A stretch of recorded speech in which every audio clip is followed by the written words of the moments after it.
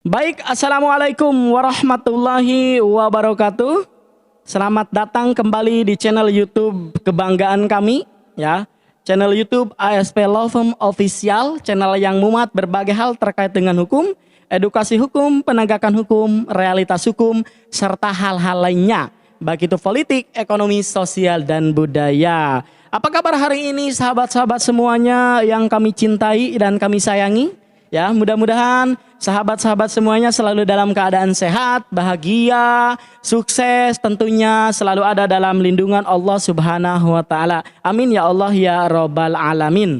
Ya, baik sahabat-sahabat semuanya, dalam video kali ini saya akan memberikan gambaran atau pandangan ya atau pengantar terkait dengan subjek dan objek hukum. Nah, kenapa kemudian saya memberikan materi ini? Karena ini banyak sekali juga yang nanya-nanya ke kita, apalagi ketika terjadi permasalahan-permasalahan hukum. Maka kita ini dasar banget yang harus kita ketahui, ketika ada subjek harus ada objeknya, ya. Ketika memang kita tidak mengetahui itu, ya kita akan sulit gitu loh dalam menyelesaikan suatu permasalahan yang menentukan objek dan siapa subjeknya.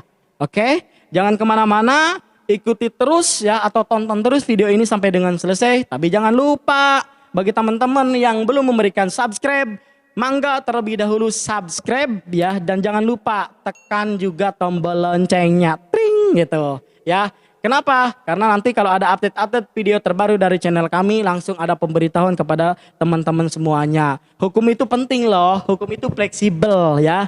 Jadi dimanapun kita harus mengikuti aturan-aturan hukum.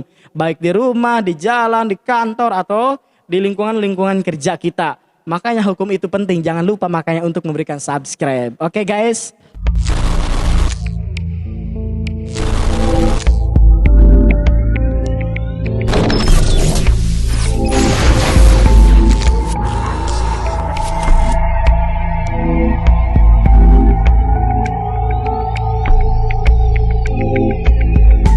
Oke, sahabat-sahabat semuanya, kita masuk kepada materi kita terkait dengan subjek dan objek hukum. Subjek ini adalah segala sesuatu yang dapat mempunyai hak dan kewajiban menurut hukum atau segala pendukung hak dan kewajiban menurut hukum. Itu subjek hukum. Nah, subjek hukum itu apa saja? Yang pertama ada manusia, kemudian juga ada badan hukum. Jadi kita sebagai manusia baru lahir itu merupakan udah subjek hukum ya. Subjek hukum di sini ya telah saya tulis di materinya bahwa manusia baik warga negara maupun orang asing adalah subjek hukum. Jadi dapat dikatakan bahwa setiap manusia adalah subjek hukum sejak ia dilahirkan sampai dengan meninggal dunia. Ya, jadi nanti kalau adanya nanya, apa subjek hukum? Subjek hukum ada dua. Yang pertama adalah ada manusia. Manusia itu sebagai subjek hukum dari lahir. Dari ia lahir sampai dengan meninggal dunia. Kemudian yang kedua ada yang namanya badan hukum. Badan hukum itu merupakan badan-badan perkumpulan dari orang-orang atau perseroan ya yang diciptakan oleh hukum. Apakah dengan akta notaris saja misalkan udah merupakan badan hukum? Tidak jawabannya. Jadi badan hukum itu diciptakan oleh teman-teman sendiri misalkan nih atau sekumpulan orang tersendiri. Baik dia perkumpulan, atau dia organisasi, atau baik dia PT, CP, yayasan, dan lain sebagainya yang ada atau yang disahkan oleh Kementerian Hukum dan HAM ya yang memiliki legalitasnya. Jadi itu yang namanya badan hukum. Tetapi kalau memang teman-teman mendirikan suatu lembaga ya misalkan perkumpulan atau misalkan CP gitu, PT, nah itu hanya ada akta notaris saja. Nah itu merupakan perkumpulan-perkumpulan yang teman-teman dirikan itu belum merupakan badan hukum ya.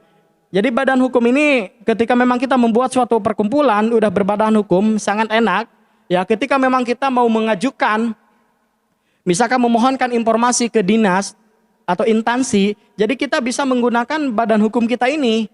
Kita mau mengajukan gugatan misalkan ke komisi informasi, kalau kita perkumpulan kita sudah berbadan hukum, maka kita bisa menggunakan atau memakai bendera yang perkumpulan yang kita dirikan tersebut ya. Jadi subjek hukum itu adalah manusia dan badan hukum. Kemudian sekarang kita masuk kepada objek. Nah, objek ini ada dua, ada benda yang bersifat kebendaan atau berwujud, ada juga benda yang bersifat tidak kebendaan atau tidak berwujud. Nah, tidak berwujud dia lain juri lain ya. Tapi Ya, iya tidak berwujud itu bukan setan ya. Yang pertama adalah jenis benda yang bersifat kebendaan atau berwujud. Contohnya kayak misalkan rumah, tanah ya atau kendaraan mobil atau sertifikat itu merupakan benda yang disebut dengan berwujud ya, jadi terlihat. Tetapi kalau benda yang bersifat tidak berkebendaan atau tidak berwujud kayak misalkan saham gitu. Jadi dia ada nilai tetapi tidak terlihat ya.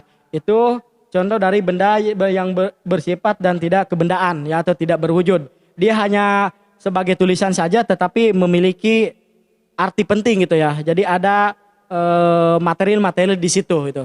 Itu yang dimaksud dengan tidak berwujud. Demikian yang saya bisa sampaikan ya pencerahan hukum terkait dengan subjek dan objek hukum. Mudah-mudahan ini bisa memberikan edukasi hukum yang baik ya atau bisa memberikan jawaban terhadap pertanyaan-pertanyaan dari sahabat-sahabat semuanya. Demikian yang saya bisa sampaikan, kurang dan lebihnya mohon maaf. Wabillahi taufiq wal hidayah. Assalamualaikum warahmatullahi wabarakatuh. ASP lapor, ahli hukum, jauhi hukuman.